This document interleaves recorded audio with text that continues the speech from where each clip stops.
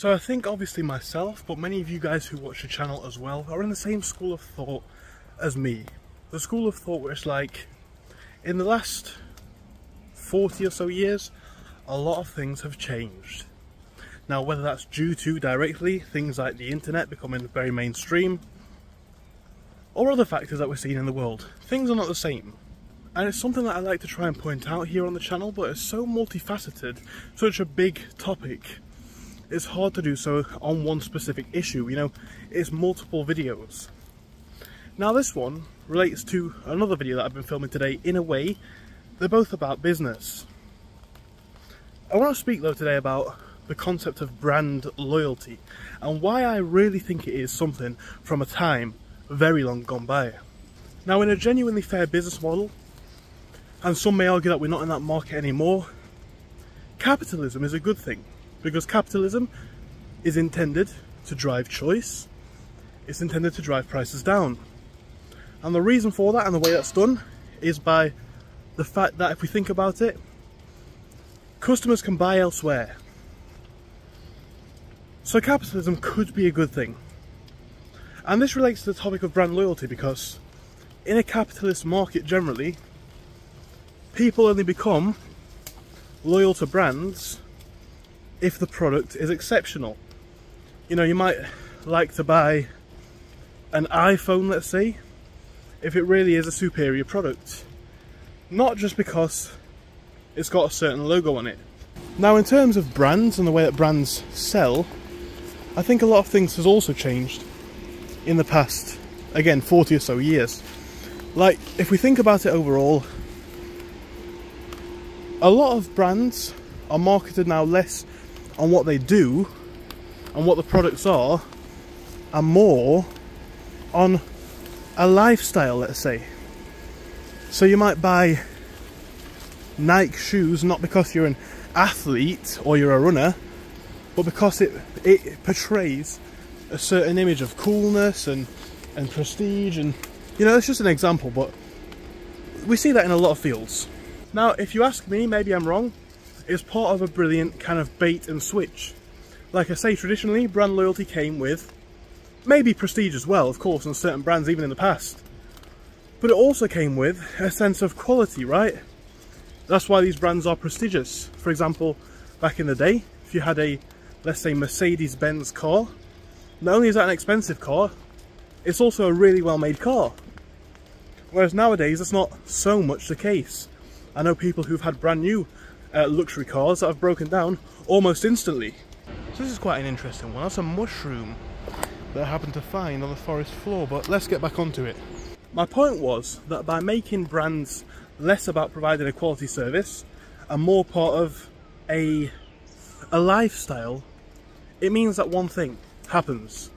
People are more likely to buy a brand and their products irrespective of quality, because they're not buying it to be a specific item, they're buying it for a look. And that is quite a clever thing that companies have done. Because what I want to talk about today, I know we're about 3 minutes in, but the general topic of today's video is why brand loyalty is a concept from really times gone by. People have been sold on this idea of a brand image so much now that they'll buy certain products no matter what they are, right? Apple releases a new phone every year. It's almost the same thing, or it has been for the last, let's say, 5 or so years. But they still sell like hotcakes. They sell out and sell a lot very often. Because people buy it for the lifestyle, the image, or at least the perceived quality that comes with who markets it, who sells it, and all that sort of stuff, right? It's less about the item itself and more about what's perceived to come with that. Whether that is or is not true. Spoiler alert, with most brands nowadays, it's not true. The amount of spiders webs in this place is incredible, and it's really quite horrible. You can't see it on camera probably, but I can definitely feel it. The point that I'm making though is, again, quite a simple one. It's the concept that if people are going to buy your products anyway, why spend that extra money on research and development? Why spend that extra money on marketing? On making a genuinely high quality product? People are going to buy it anyway. to research into making it better, that's just wasting money, right? And I think this is what we're seeing in the modern day, because whilst capitalism is obviously still a thing, let's be honest, right? Car companies, you've got a couple of big car companies and they own all of the smaller car companies. Technology companies, you've got like a couple of big technology companies, same thing's true. Clothing brands, same thing's true. Food, same thing's true. They're all the same things. Of course, there's different segmentation depending on which market we're talking about, but the overarching concept is the same. You know, because it's all owned by the same people, really, they don't need to try as hard, because you're going to buy it anyway. And that really is a worrying thing. And that's why I want to talk about brand loyalty and why it makes no sense in the modern day. Brands know that people are going to buy things anyway. And again, subsequently, it seems to be that the quality is dropping because of that. The way that we get this back is by supporting companies who make genuinely decent products and not buying into a lifestyle. Now that's kind of difficult for many people, because it is really at this stage, counterculture move to do that. When everyone's telling you to drive this sort of car, even if it's super unreliable and it's not built well, and wear this sort of clothing, even though it's the same as something made 10 times cheaper, and have this sort of phone, it's difficult to go against that message if you want to have what's considered a traditional level of high social status. It's difficult to do that because people won't accept it. Everything on the ground here is nettles. I think I've come one of the worst paths I could have possibly come, but we'll try and get through it as best as we can. Oh, that was quite painful. Anyway, what I'm saying here is, and I'm wearing shorts as well, people know and brands know that you're going to buy it anyway. And the quality has been dropping really since, let's say, maybe about the 90s or maybe the 80s because of this. Intertwining branding with culture has been one of the biggest and best moves businesses have done in the last hundreds of years. Because again, it's now less about what a product can offer you and more about what it means from an image standpoint. Now, by the way, that's not me saying that there's no quality left in big brands. You know, an iPhone is still massively superior to some really cheap phone, definitely. A Mercedes-Benz is still really well made compared to a lot of cheap cars. But, you know, they're not what they were. They were better. Obviously, things are relative, and we look back at an old Mercedes or an old iPhone now, and it's terrible, right? iPhone 4 is way behind the times. But for its day, it was insane. You look at some of these old brand cars, you know, BMW, Mercedes, the likes of those, and you see them on the roads, despite the fact they're near enough 40 years old or more. When you look under the bonnets of them, and I am a big car fan, all of the pipes and wires and stuff like that were made out of metal. They were superior quality compared to now, where they're just not. Now, maybe the example that I gave wasn't the best. That's up for you guys to interpret. But what the message is, I think, is one that everyone can agree with, right? Because people buy stuff anyway, no matter what it is, companies seem to care less. Now, believe it or not, maybe I'm completely wrong, but this is from my experience at very least. Big for-profit businesses, believe it or not, this is a big surprise, right?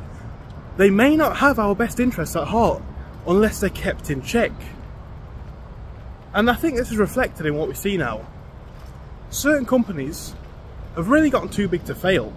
Like, if we use the Apple example, you know, they've got so much technology that you may not even be aware of, so many different products and lineups and things that are affiliated with their business, but not necessarily affiliated with their brand. You may begin to think, well, it's just iPhones and tablets. They do so much more than that. Now, I suppose it could be argued that there's little that we can do to have an impact on this.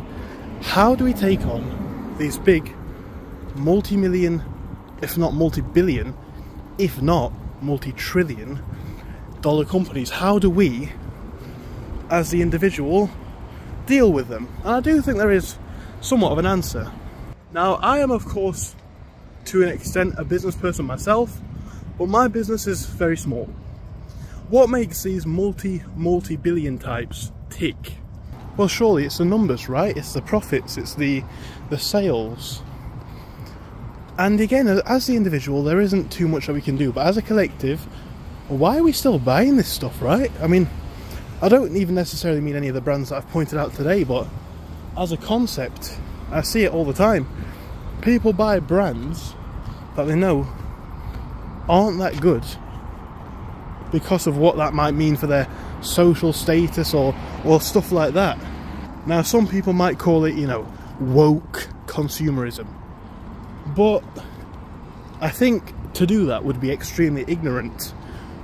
It'd be fine if I was saying this about someone's little, you know, mum and pop store, let's say, where they're doing their best to run their little business. But that's not what we're looking at here. We're looking at multi-billion-dollar corporations. They don't care about the people. I think subsequently, look into what you buy. Like, do not buy that product just for the sake of buying it. Do not shop with that brand just because it's a status symbol to do that. Look at what it is that you're buying in detail. What are the products? Do the company's messages align with yours? Is the price genuinely fair? Is this being made in a way that you will approve of? And naturally, the answer is still going to be no to some of these things, but it shouldn't be no to all of them. Big business doesn't care anymore. So why do we? Again, I think the answer to that is because it is so intertwined with popular culture and what we've come to know and love. I also think it's because a lot of these brands do have a relationship synonymous with quality, but that really is not from the modern day. You know, we're at the end of this episode now, so I want to come full circle. What was the question that I started off with? Well, I started off by mentioning the fact that most people can acknowledge that a lot's changed in the last, let's say, 40 years. And because of that, why do we still work in the same way? Again, a lot of these brands have changed in the last 40 years. So why do we still shop with them? This is not an ad for or against any sort of business, any sort of shopping, any sort of market. You do what you wish. And my opinions are nothing short of just that. Nothing less, nothing more. But knowledge is power, and having that information in your head can hopefully help you to make better decisions. Like, let's stop spending money with people who do not care about us. Let's buy things that are good for us, shop with brands that have an impact still on society that's meaningful and not negative, really. That's what I'd say.